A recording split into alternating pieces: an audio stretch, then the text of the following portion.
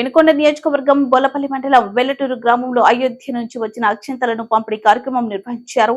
అయోధ్య రామ మందిరం ట్రస్ట్ ఆధ్వర్యంలో అక్షింతలను పల్నాడు జిల్లా విశ్వ హిందూ పరిషత్ కి అందించగా పల్నాడు జిల్లాలో ఉన్న మండలాల్లో ప్రతి గ్రామానికి అక్షింతలు చేర్చారు. బోలపల్లి మండలంలోని వెల్లటూరు గ్రామంలో భోగి పండుగను పురస్కరించుకుని గ్రామస్తుల సహకారంతో ప్రతి ఇంటికి అక్షింతలను అందించడం జరిగింది.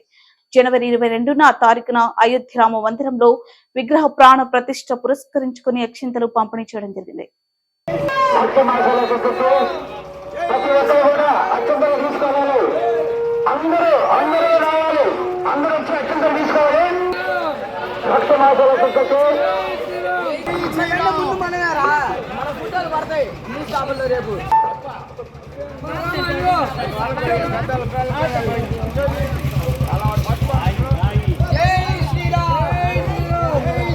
వరకు నిలిపి ఉండేలాగా ఎక్కడ ఒక ఇనప రాయి వాడలేదు, ఒక సిమెంట్ కట్ట లేకుండా 70 ఎకరాల ప్రాంగణంలో ఆ గుడి నిర్మాణం చేస్తా ఉన్నారు.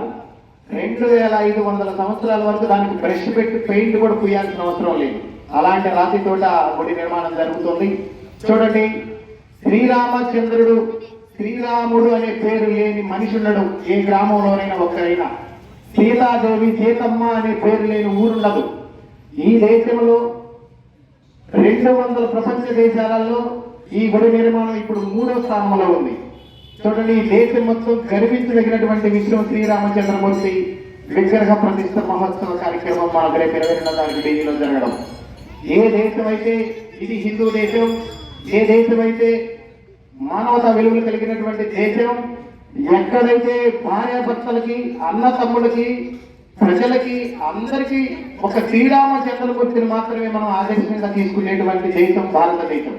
అలాంటి దేశం గర్వించేటటువంటి ఆ కార్యక్రమం మళ్ళీ అదృష్టం ఏమిటంటే శ్రీరామచంద్రమూర్తి ఎలా ఉంటాడో ఏంటో ఏం జరిగిందో తెలియదు.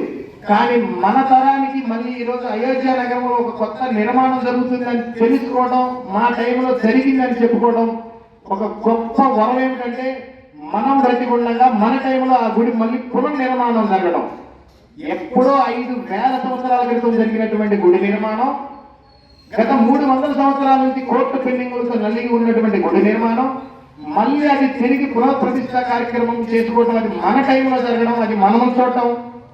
ఆ గుడికి కూడా మన గ్రామం నుంచి ఒక 32,000 రూపాయల చందా, ఇంటికి 10 రూపాయల చొప్పున వసూలు చేసి పంపించడం. అందులో భాగంగా మళ్ళీ మనకు ఢిల్లీ నుంచి ఈ గ్రామంలో ప్రతి ఇంటికి పంచి పెట్టమని అక్షింతలు పంపించడం. ఇవన్నీ మన సమక్షంలో, మన గ్రామ సమక్షంలో, మన ఊరి పెద్దల సమక్షంలో మనం చూడడం అనేది గొప్ప అదృష్టంగా భావించాలి మనం అందరం దీంట్లో. కాబట్టి దాంట్లో భాగంగానే ఈరోజు ఈ ప్రతిష్ఠ కార్యక్రమం జరుపుకోవడానికి మనం ఊళ్ళోకి వస్తా ఉన్నాము. అందరూ సహకరించాలి. ఇంట్లో ఉన్నటువంటి వాళ్ళందరూ ఆ బండికి ఎదురొచ్చి మనకు సహకరించి ఆ అక్షింతలు తీసుకొని వెళ్ళి వాళ్ళ దేవుడి పట్టాల ముందు పెట్టుకోవాల్సిందిగా కోరుకుంటూ బయలుదేరదాం. జై శ్రీరామ్, జై శ్రీరామ్, జై శ్రీరామ్, జై శ్రీరామ్, జై శ్రీరామ్, జై శ్రీరామ్, జయ రామ.